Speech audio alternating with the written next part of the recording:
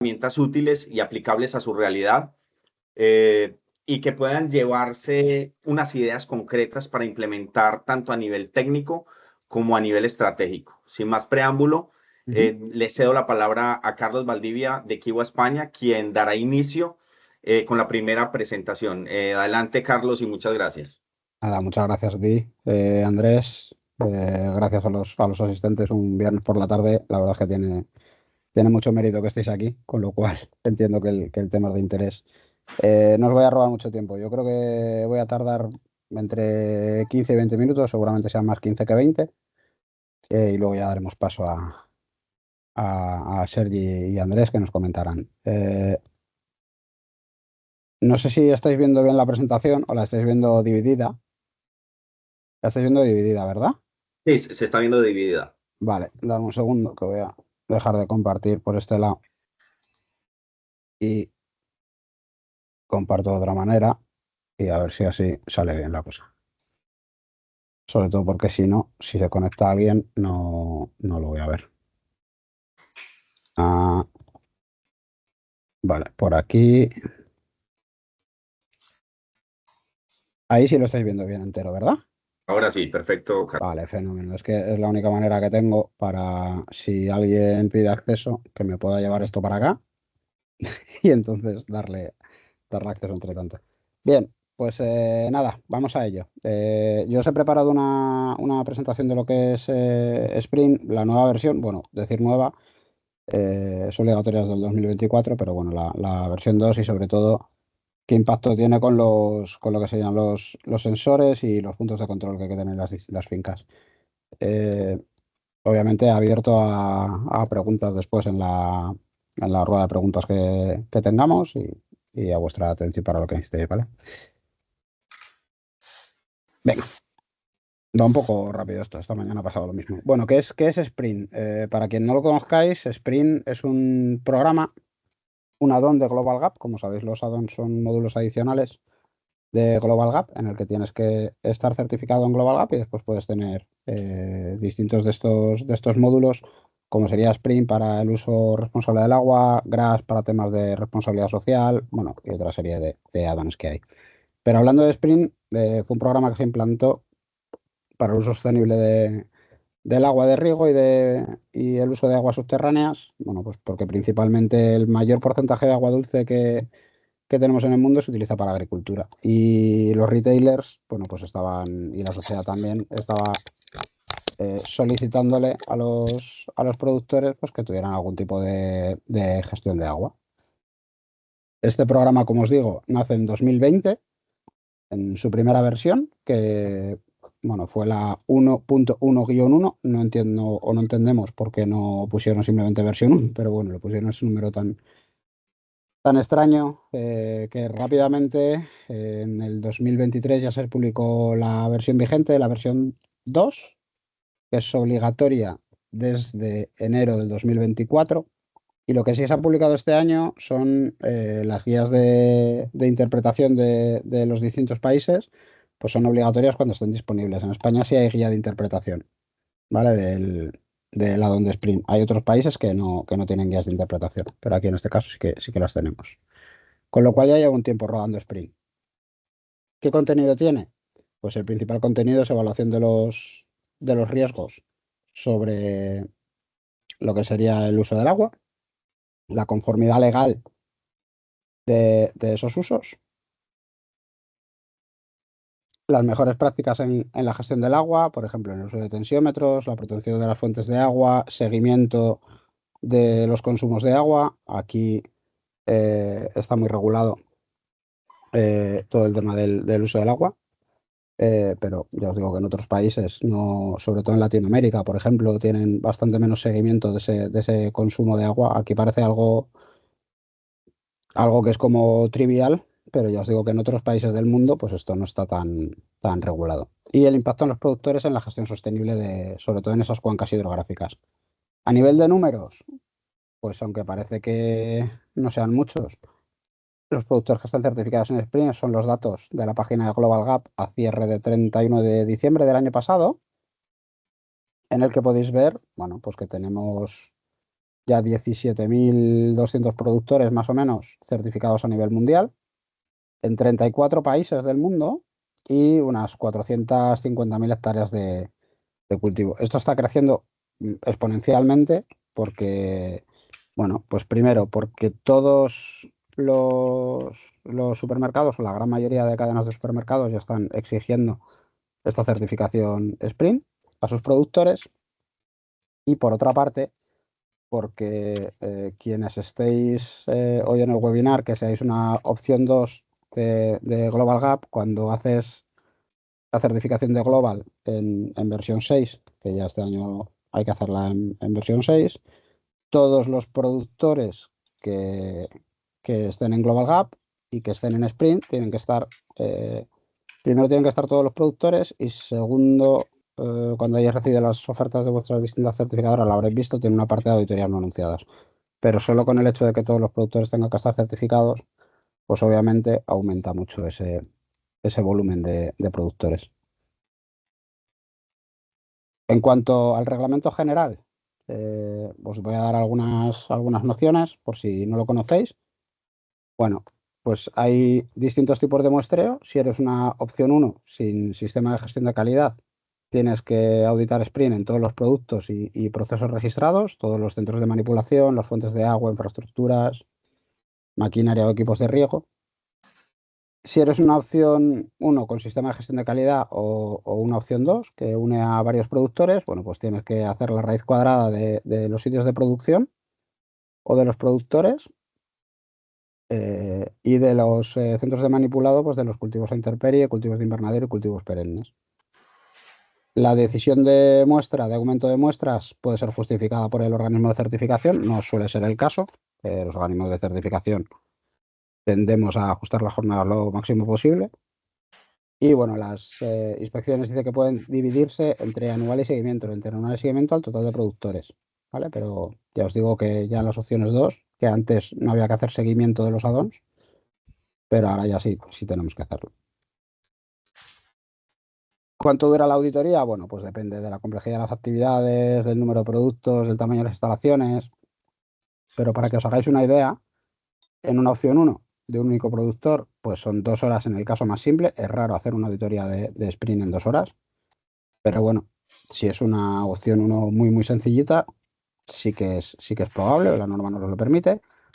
Y para opciones 2 con varios productores, pues el mínimo que nos marca es 1 hora por miembro de grupo de productores en el emplazamiento. Y bueno, pues en esa hora no están incluidos los criterios del sistema de gestión de calidad, ¿vale? Que se auditan con el módulo IFA de Global Gap. Que abarca Sprint ya más a nivel de requisito. Antes os he dado los tips generales, pero bueno, a nivel de principios y criterios tiene 38 requisitos. Hay 6 en la parte de cumplimiento legal, 8 en la parte de gestión medioambiental, sobre todo de la protección de las fuentes de agua. Hay un requisito de trazabilidad, 13 requisitos en la gestión y el uso de los recursos hídricos y otros 10 puntos en lo que se refiere a tema de gestión de los riesgos y los objetivos de agua, de reducción de consumo, etcétera, etcétera.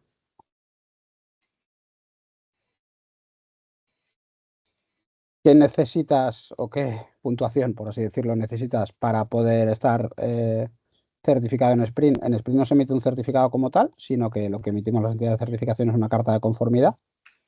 Necesitas tener un cumplimiento del 100% de las obligaciones mayores y al menos un 75% de las obligaciones menores, ¿vale? Siendo así, pues obtienes tu carta de conformidad en Sprint. Relativo a los puntos de control y criterios de cumplimiento, bueno, pues no os he hecho un repaso ni de los 38 requisitos, ni de todos los cambios, sino los que están más enfocados a lo que sería monitoreo y gestión del agua. Pero bueno, sí un pequeño resumen en el que en esta nueva versión se ha modificado la numeración, se han eliminado muchos requisitos porque ya se incluían dentro de la norma IFA versión 6 de Global Gap. Antes había no conformidades críticas mayores y menores, ahora solo hay mayores y menores en un nuevo formato de los principios y criterios que se ajusta más a la norma IFA versión 6. Y los requisitos que antes se auditaban en el emplazamiento ahora pueden auditarse del mismo modo todos los principios y criterios durante la auditoría en el sitio. Es decir, se pueden auditar a la vez la parte de Global Gap y de Sprint. Uno de los principales cambios, que como veis ahí en el requisito 1.1, pasa de... no sé si alguien está con el micro abierto. Si lo podéis cerrar, os lo agradezco. Gracias. Bueno, en cuanto a la evaluación de riesgos del agua y los objetivos, ¿vale? Nos solicita que identifiquemos la ubicación geográfica exacta en grados decimales y minutos de la latitud y la longitud de las fincas y las instalaciones de almacenamiento de agua. ¿Vale? Este requisito, como os digo, ha pasado de crítico a mayor. Otro de los cambios que también ha pasado de crítico a mayor en este caso es la evaluación de riesgos del agua documentada para la finca y los centros de manipulación del producto. Sobre todo lo que nos pide es que si hay un centro de manipulación del producto, el riesgo de que ese agua esté contaminada por el afluente tiene que estar cubierto y, bueno, tiene que estar registrado y documentado en este caso, y que se recomienda una caracterización de la cuenta antes del análisis de agua. Es decir, que hagamos un análisis de riesgo de las fuentes de agua que nosotros tengamos. Adicionalmente, en cuanto otro bloque de requisitos, que sería la gestión y uso de recursos hídricos en el sistema de distribución y de riego, que es el requisito 3.2, ahora es un requisito menor y nos pide que el sistema de distribución debe ser apropiado para las características del suelo, ¿vale? Y que si el sistema de riego no es adecuado o el riego se realiza por inmersión, se deben planificar medidas correctivas en medio plazo y estas deben de estar en proceso de implementación en el momento de la auditoría, ¿vale? Aunque es un requisito menor, pero bueno, es nuevo y nosotros estamos encontrando muchas no conformidades en esta parte. El siguiente cambio, bueno, pues en cuanto al sistema de riego y reciclaje de la solución de drenaje utilizada, sobre todo para los cultivos hidropónicos, debemos de disponer de registros que documenten que se recicla y se realiza la solución de drenaje. Esto, bueno, pues los sistemas de control de sensores, por ejemplo, pues nos ayudan mucho con esta situación. Y, bueno, pues para terminar, también en cuanto a la gestión y uso de los recursos hídricos, en cuanto a los ciclos de riego, bueno, pues en el momento y la duración de los ciclos de riego deben obviamente, de tenerse en cuenta el nivel real de la humedad del suelo, en particular de los suelos arenosos, ¿vale? También nos dice que tiene que haber registros disponibles y actualizados. Ya os digo que os he hecho un resumen un poco de los requisitos que más afectaban a lo que serían puntos de muestreo y de monitoreo, pero que sí que lo que quería era que tuvierais una visión un poco general de lo que era Sprint, si no lo conocíais o si no lo conocíais en profundidad. Y por mi parte, nada más. Muchas gracias. Carlos, muchísimas gracias por presentarnos esta actualización del módulo Sprint de Global Gap. Creo que cuando se habla de este tipo de certificaciones hay muchas dudas y, bueno, si las personas tienen alguna pregunta, las podemos hacer al final en nuestra sesión de los 10 minutos que tenemos de preguntas. Damos la bienvenida a Sergi Torrents, especialista en riego y nutrición de la empresa Modpo, quien nos va a hablar o nos va a mostrar cómo la tecnología aplicada en campo, en particular lo que son sensores de monitoreo y herramientas digitales, pueden optimizar la toma de decisiones en riego y nutrición, mejorando la eficiencia productiva y la eficiencia ambiental. Sergi, bienvenido y te dejamos. Hola, muchas gracias. ¿Veis la presentación? Ya se puede ver, Sergi. ¿Sí? Vale, perfecto. Pues muy bien, muchas gracias. La intención por nuestra parte es, bueno, viendo que la tendencia de las certificaciones es poder tener datos reales, ¿no?, de nuestras fincas y, sobre todo, ¿no?, poder tener una agricultura más eficiente, más sostenible. Me gustaría hablaros sobre la tecnología que haya hoy en día disponible para mejorar la gestión del riego y la nutrición de nuestras explotaciones. Si me permitís, de forma muy breve, voy a hacer un poco de explicación de quién es Modpo, qué hacemos nosotros en la empresa, y luego entramos a ver casos reales pues, de monitoreo, de sensores, donde me gustaría explicaros qué podemos ver en los datos, cómo podemos interpretarlos, qué información nos aporta de valor, etcétera, etcétera. Bien, Modpo nace en 2010 como una startup de tecnología de la comunicación. En 2012 crea su primer producto relacionado con explotaciones agrícolas. En el año 2023 nos dieron el premio Rural Apps, del cual estamos muy orgullosos. A partir de este año estamos también muy contentos porque estamos realizando colaboraciones estratégicas con empresas muy importantes del sector. Vega, Progress, estamos trabajando con Regaver y con otros jugadores importantes. Y además este año estamos muy contentos porque es nuestro 15 aniversario.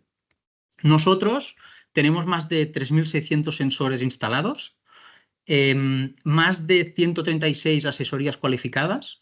Es uno de los puntos también que nos enorgullece bastante porque estamos trabajando codo con codo con la gestión del riego y la nutrición de nuestros clientes.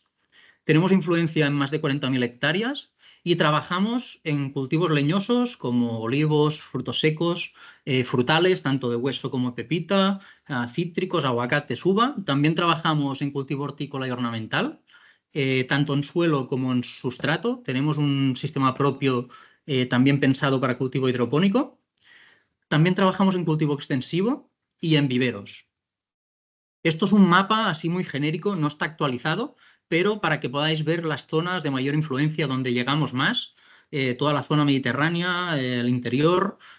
Estamos ubicados principalmente en España, hacemos cosas en Portugal y últimamente nos estamos expandiendo bastante en la zona de Francia, Marruecos, etc.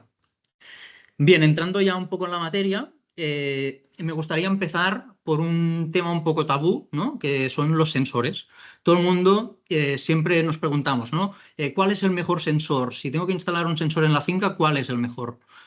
Es difícil decirlo, ¿no? No hay una solución que sea mágica, que sea la mejor sobre todas. Yo creo que todos los sensores tienen pros y contras. Al final, el sensor es una herramienta que, bien instalado, nos aporta unos datos y estos datos son los que hay que interpretar de forma correcta para sacarle un valor y poder aplicar estrategias ajustadas a nuestro cultivo. Tanto puede funcionar un tensiómetro convencional de toda la vida, como los típicos de Hydrometer, que tienen la desventaja que tienen su mantenimiento y su lectura, pues es una lectura puntual, que tienes que ir al sitio, etcétera, como un sensor, como podría ser un Sente con un Teros, que lo dejas en el suelo, te dura mucho tiempo, también el precio no tiene nada que ver uno con otro.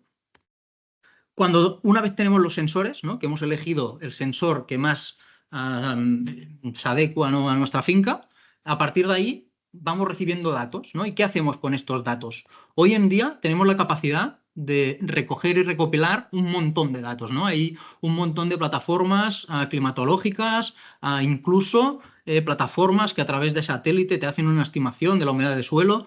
Datos hay muchos, ¿no? Al final, ¿qué datos son los que nos importan? Pues los datos que podemos interpretar de forma fácil y que nos aportan un valor a la toma de decisiones de nuestras explotaciones.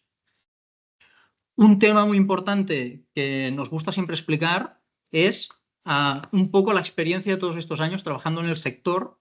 Para nosotros hemos creado una cronología que creemos que es básica a la hora de empezar a trabajar con sensores. El primer paso es conocer muy bien cómo es nuestro escenario, cómo es nuestra finca. Tenemos una finca con un rincón salino, con un suelo más pesado, otro más drenante. Es muy importante saber cuál es esta distribución a la hora de poner puntos y también para saber de qué zona representativa esta información que nos está llegando y así nos será mucho más fácil después tomar las decisiones correctas. Una vez sabemos y conocemos el escenario, para cada tipología de suelo tenemos que elegir la composición de nuestros sensores, es decir, qué sensores vamos a instalar en nuestra finca, en cada uno de los puntos. Pues no es lo mismo un suelo arenoso que un suelo súper arcilloso. Igual hay un sensor que se comporta mucho mejor en un caso que en el otro. también podemos poner varias soluciones. Por ejemplo, nosotros tenemos una solución basada en la parte del riego, una solución que combina tanto la parte del riego como la parte de fertilización. Pues en un caso es interesante aplicar una o aplicar otra. Una vez hemos elegido estos dos puntos, que para mí son fundamentales, después es súper, súper estratégico hacer una buena instalación. Tenemos que garantizar que los sensores que ponemos en el suelo estén bien ubicados, estén dentro del bulbo de la zona de influencia del gotero o del aspersor o del sistema de riego que tengamos, para poder tener unas buenas lecturas y unas buenas referencias, porque si nos están mandando datos que realmente no son fieles a la realidad que está pasando en el campo, pues esta información no es válida a la hora de tomar decisiones. Por lo tal, es muy importante poder hacer una buena instalación. Sobre todo, recomendamos mucho abrir el suelo, mirarlo, ver dónde está la zona radicular, la zona de mayor absorción de raíces, para poder ubicar correctamente los sensores. Cuando tenemos toda esta información, otro paso importante es la calibración. Los datos que nos llevan son unos datos crudos que nos manda el sensor directamente. Tenemos que calibrarlos, compensarlos en función de la tipología de suelo. Esto nos permite ser mucho más eficientes y tomar mejores decisiones. Y por último, necesitamos presentar estos datos pues, de una forma atractiva, comprensible, y también pues, hacer una formación, ¿no? Explicar. No sirve de nada tener unos datos muy bonitos y muy claros si tampoco sabemos cómo leerlos, cómo sacar conclusiones y tomar decisiones pues, a partir de estos datos, que al final todo lo que queremos es que esto repercuta en un beneficio directo para nuestro bolsillo, ¿no? Ya sea en mejor producción, en optimización de recursos, pero al final lo que queremos es una mejora en nuestras explotaciones. Esto es nuestro software. Simplemente os voy a hacer una explicación muy breve, porque luego saldrán imágenes muy parecidas a esta, y para que entendáis cuando explico las cosas a qué me refiero cuando hablo de sensor superficial, raíces, etcétera, ¿vale? Esto es un equipo, una de nuestras configuraciones, que es para la medición simplemente del agua, ¿vale? Del riego. Está compuesto por un contador de agua que instalamos en la tubería de goteo, y luego tiene 3 sensores. Uno superficial, que es el naranja, a 20 centímetros en este caso, ¿vale? Que sería esta curva de aquí. Otro en raíces, en la zona donde nosotros hemos visto que hay una mayor densidad de raíz absorbente y donde la planta principalmente se alimenta, ¿vale? Que sería a 40 centímetros, el de color verde, y otro en drenaje, que es el de color azul, ¿vale? Después saldrán más casos y así ya sabéis un poquito cómo funciona la plataforma. Bien, nosotros siempre cuando encaramos una estrategia de riego, siempre decimos que regar de forma correcta y eficiente no es nada fácil, es súper complicado, ¿no? Y cuantas menos cosas tenemos, pues aún se complica más. Pero como mínimo, para regar bien necesitamos tener unas nociones básicas de fisiología vegetal, entender qué pasa en la planta, cómo se mueve el agua, qué momentos de demanda tiene la planta según su estadio fenológico, cuándo consume un nutriente u otro. Todo esto es fundamental a la hora de hacer un planeamiento, ¿no? Una planificación de nuestra gestión del riego y de la nutrición. También necesitamos saber nociones de física y química de nuestros suelos, cómo se comportan, cómo interaccionan con el agua, con los elementos, etcétera, etcétera. Hoy hablaremos sobre todo de la interpretación de los datos. Necesitamos datos que nos digan cómo se comportan nuestros suelos, cómo se infiltran el agua en nuestro suelo, y a partir de ahí poder interpretarlos de forma correcta. Cuando hacemos eso, al final, cuando regamos de forma inteligente, lo que estamos haciendo es ser más rentables, más eficientes y más sostenibles. Me gusta siempre hablar un poco, ¿no? De la evolución en la toma de decisiones, ¿no? Hace 10 años todo el mundo solía regar, ¿no? Muy en base a la experiencia, ¿no? Pues mira, yo antes regaba mucho, empecé a recortar un poco el riego, veo que la planta está mejor, pues riego así. O mi padre regaba de esta manera y yo sigo regando como él me enseñó. O el vecino que tiene la planta muy bonita tira 2 horas al día, pues yo hago lo mismo, ¿no? Está bien, es una experiencia y siempre se puede aprender mucho de eso, pero al final, si queremos ser finos y precisos, necesitamos algo más, ¿no? Aquí se suma el cálculo de evapotranspiración. Es otra metodología que es muy interesante, ¿no? Saber cuánto consumo de agua necesita nuestra planta. A veces es difícil estimar las K sub C según la necesidad en cada momento, en cada estadio fenológico, y muchas veces cuesta tener en cuenta la disponibilidad real de agua que ya tenemos en el suelo, ¿vale? Por lo que una estrategia muy buena es combinar una noción o una orientación de evapotranspiración y luego solapar esto sobre las curvas de humedad de suelo, donde podemos ver realmente el agua que está disponible en cada momento, y a partir de ahí pues gestionamos nuestro cultivo. Es muy interesante también aplicar técnicas, ¿no?, o lecturas de potencial hídrico. Con el potencial hídrico podemos ver el nivel de estrés del árbol. Por lo tanto, si hacemos alguna verificación, pues tendremos más pistas de si estamos yendo a la dirección correcta o tenemos que hacer algún ajuste. Y por último, que se está aplicando ya actualmente, es la combinación de la inteligencia artificial para tratar todos estos datos, y al final esto lo que nos ayuda es a ir más rápido, a tener calibraciones más directas y ser más eficiente a la hora de tomar decisiones. Al final, cuando aplicamos a conocimientos de este tipo, lo que logramos es que consumos teóricos de cultivos, ¿no?, como podría ser un almendro superintensivo, ¿no? Podríamos decir que pues, con 6 o 8.000 metros cúbicos hectárea es un riego correcto, ¿no? Una cantidad, una dotación de agua correcta. Lo que estamos viendo es que aplicando toda esta tecnología y esta evolución en el sector, estamos consiguiendo ahorros importantes, ¿no?, que a veces llegan hasta un 40%, ¿no? Hay veces que nos toca regar más porque no se estaba tirando suficiente agua, pero muchas veces estamos teniendo reducciones del 20, el 40 o 50%, consiguiendo eso, pues mira, dotaciones de 4.000, 6.000 metros cúbicos hectárea, y al final podemos producir igual, pero gastando o optimizando más los recursos. Voy a explicar unos conceptos que son básicos y que creo que son fundamentales a la hora de trabajar con datos, ¿vale? Para mí, la curva de secado mojado es un tema crucial, fundamental. Es decir, tenemos que tener presente que cuando nosotros regamos, ¿vale?, en nuestras fincas, lo que buscamos es acercarnos al punto de saturación, ¿vale? Darle suficientemente agua para que tenga la capacidad de absorber tanto agua como nutrientes de forma muy fácil.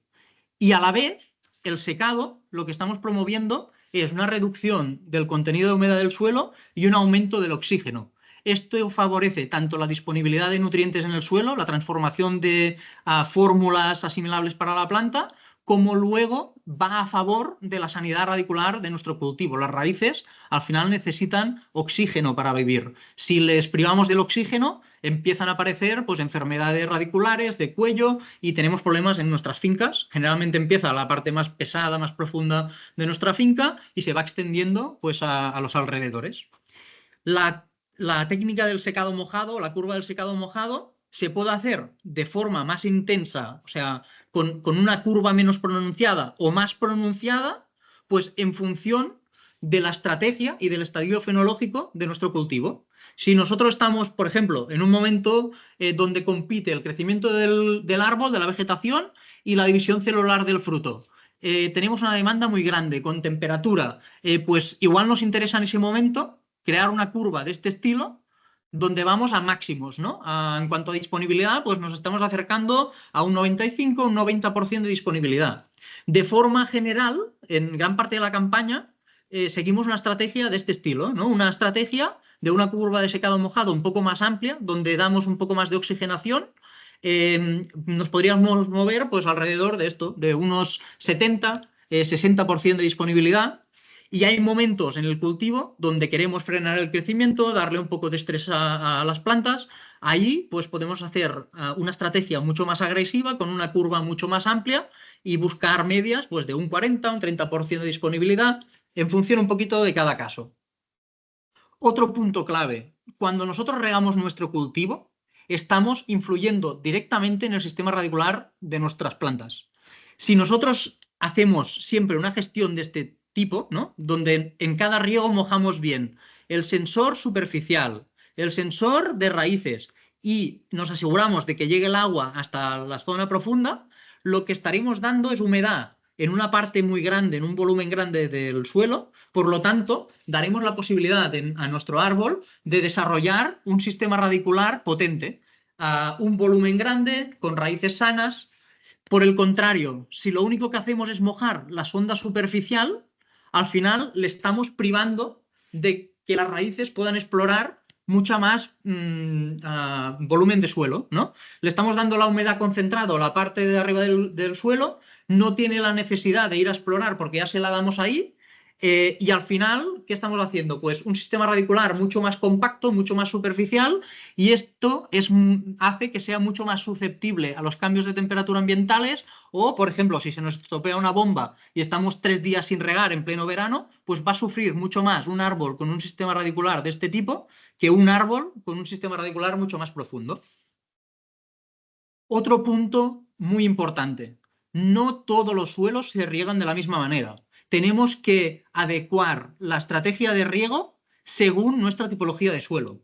Por ejemplo, un suelo franco, un suelo de comportamiento medio, que infiltra bastante, pero que tampoco no es una arena pura, pues generalmente la estrategia más correcta es un único impulso. Es decir, nosotros regamos, vamos a buscar la saturación y dejamos este secado que hablábamos antes.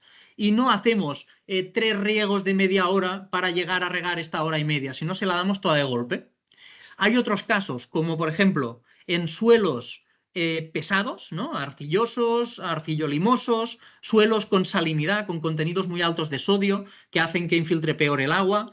Por ejemplo, con sustratos como fibra de coco, que tienen un comportamiento hidrófugo, pues es muy interesante hacer esta estrategia con un riego fraccionado, ¿no? Hacemos un riego más cortito para dar una previa humectación, que se empiece a mojar las fibras, los poros, que se hagan canales, conducciones de agua, y después le damos un riego largo y el agua es capaz de penetrar y hacer un bulbo mucho mejor. Si le damos el riego todo de golpe, lo que hacemos es que el agua corre por encima y se pierde o se evapora, o, por ejemplo, en una maceta, pues pasa por el lateral de la maceta y se va al suelo, ¿no? Se lixivia. Y después hay otra estrategia, por ejemplo, en suelos muy drenantes, ¿no? Arenas, perlitas en sustratos, por ejemplo, donde se retiene relativamente poca humedad del suelo y lo que hacemos es riegos cortos a mucha frecuencia. Y esto es una técnica que nos permite ser lo más eficientes posibles. Otro punto importante con la tecnología, somos capaces de hacer un control de la conductividad, ¿vale? Tenemos herramientas que nos permite hacer un seguimiento de tanto acumulación como lavado de sales y a partir de ahí tomar decisiones. Pues en fincas salinas, que en España tenemos muchas zonas problemáticas, pues sabiendo la composición del suelo, sabiendo la acumulación de sales, pues podemos aplicar estrategias, ¿no? Como fracciones de lavado, que es al final a cada riego le alargo un poco el riego, vamos a gastar un poquito más de agua, pero vamos a evitar que se nos concentren las sales a la zona de raíces y nos perjudique el potencial del cultivo. Y después tenemos estrategias como el riego de lavado, que esto en zonas conflictivas, ¿no? Problemáticas, es muy interesante. Cada 10-15 días ponerte una venda en los ojos, hacer un riego largo y empujar las sales. Esto se puede hacer de forma mucho más precisa, con sensores, haciendo un seguimiento, etcétera, etcétera, pero al final, si tenemos los datos y conocemos lo que pasa, pues podemos tomar decisiones mucho más acertadas. Otro punto que creo que también es clave y va alineado a todo lo que se ha estado diciendo hasta ahora, es el seguimiento de la inyección de fertilizante. Esto es un seguimiento, sería la parte azul, es el contador de agua, la línea roja es la conductividad, ¿vale? Por lo que en este momento se está inyectando agua de riego y aquí, en este punto, se empieza a hacer la inyección de fertilizante. Solo haciendo este pequeño ajuste, que es mover la inyección de fertilizante 40 minutos, nos permite aprovechar un 40, un 50, un 60% más del fertilizante. Es decir, si nosotros lo aplicamos aquí, con todo el agua que le aplicamos después de riego, estamos lavando gran parte del fertilizante el mismo día que lo aplicamos. Entonces, estamos siendo muy poco eficientes. Todas estas prácticas nos permiten ser mucho más eficientes porque aplicamos mucho mejor el fertilizante, por lo que la planta lo puede aprovechar mejor y con menos unidades hacemos el mismo resultado. Y por último, un poco también haciendo énfasis a la parte de crear planes de campaña ajustados a los cultivos con orientaciones de dotaciones de agua, de fertilización. Al final, los últimos años estamos trabajando codo a codo con nuestros agricultores, ayudándoles a crear estos planos y al final no es más que separar nuestras fases de cultivo en estadios fenológicos, definir disponibilidades de agua o requerimientos de agua y de nutrición, cuándo necesita el nitrógeno, cuándo necesita potasio, estamos bajo de calcio, hay que aportarle más, foliar, vía suelo, todos estos puntos, nosotros ayudamos a crear estos planes para poder aplicarlos en el momento correcto y eso lo que nos provoca es pues una mejora muy importante, pues sobre todo en toda la parte de producción, tamaño de fruto, calidad de fruto. Nos permite ajustar mucho los consumos de agua y de fertilizante y al final terminamos siendo o haciendo un trabajo mucho más sostenible. Creo que no me dejo nada. Si hay alguna pregunta, encantado de resolverla. Muchas gracias. Muchas gracias, Sergi, por tu explicación, la cual creo nos lleva a tener una excelente noción de la importancia del uso de servicios especializados que nos ayuden en la toma de decisiones. Sí tenemos por acá 2 preguntas en el chat. Tengo una que dice, ¿cómo saber cuántos sensores poner por finca? Hay unos muy económicos y me gustaría saber cuáles son los mejores. Es pregunta difícil. A ver, en cuanto a sensores, hemos explicado, hay 1000 tipologías distintas. Creo que cada caso hay que evaluarlo. Yo recomiendo utilizar sensores de calidad porque si no, al final, el trabajo de instalar es un trabajo tedioso, ¿no? Hay que abrir el suelo, hay que instalarlo. Al final nos interesa que estos datos duren el máximo tiempo posible, tengamos un histórico. Al final, yo creo que cada caso es un mundo y hay que saber seleccionar, pues, qué sensor es el mejor en cada caso, ¿no? Por el tema este que preguntan de cuántos sensores poner en la finca, claro, es una respuesta un poco ambigua, ¿no? Conectándolo con el tema que decía, que es muy importante conocer nuestro escenario, al final tenemos que saber cuántas zonas o cuántos comportamientos diferenciales aparecen en cada una de nuestras fincas y lo ideal sería tener controlado cada uno de estos comportamientos hídricos del suelo, ¿no? Para poder hacer una gestión óptima. Está claro que si alguna zona es muy pequeñita o es una, no sé, una plantación antigua, no merece la pena poner un sensor, al final hay que hacer un poco el balance, inversión, retorno, pero yo pienso que es eso, es muy importante hacer un estudio del escenario y a partir de ahí definir cuántos puntos son los necesarios para hacer una buena gestión. De forma general, te diría, en un cultivo, en un frutal, por ejemplo, estaríamos hablando de un punto, depende del cultivo. Hay cultivos que son un punto cada 5 hectáreas o cada 15, ¿no? Podríamos decir este rango. En un hortícola, la cantidad de hectáreas es mucho menor, ¿no? Estamos hablando de un punto cada media hectárea, cada hectárea, en función un poco es que del cultivo y de la variabilidad del suelo. Vale, muchas gracias. Espero que haya quedado resuelta la pregunta Felipe Osorno. Tenemos una segunda pregunta de Nuria. Dice, ¿tienen alguna experiencia específica en cuanto al ahorro de agua? Sí, no quiero decir datos porque no los tengo en mente, pero sí que nosotros estamos haciendo así auditorías muy genéricas en cuanto a consumos de agua anuales. Hemos hecho algunos cálculos de huella hídrica, huellas de carbono, y tenemos resultados muy positivos, creo que muy interesantes, y también tenemos algunos papers, algunas publicaciones de casos específicos de fincas donde ahí se habla un poquito del ahorro que ha habido en cada caso, pero ya te digo, de forma genérica nos encontramos dos escenarios. La mayoría de gente tiende a regar más de lo que realmente necesita el suelo, porque al final, cuando no sabes lo que pasa, tiendes a echarle un poco más por si acaso, ¿no? Entonces, cuando tú ya coges la confianza y sabes que lo que estás tirando es un exceso, pues te atreves a recortar y esto te permite ser un poco más eficiente.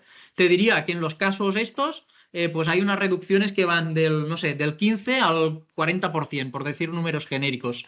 Y después hay otros casos que es gente pues que va un poco corta de agua, ¿no? Y al final pues le haces consumir un 20% más de agua, pero luego se ve beneficiado en cuanto a mejor producción, menos becería, tiene varios beneficios. Vale, muchísimas gracias, Sergi. Si de pronto alguien de los asistentes quiere hacer alguna pregunta con micrófono abierto, bien lo pueden hacer o escribir en el chat. Creo que solamente teníamos 2 preguntas allí Y bueno, no sé si alguien quiere hacer alguna pregunta específica del módulo Spring o quiere hacer una pregunta específica en cuanto a la solución o al servicio que brinda Modbow. Pues bueno, les agradecemos a todos por su participación.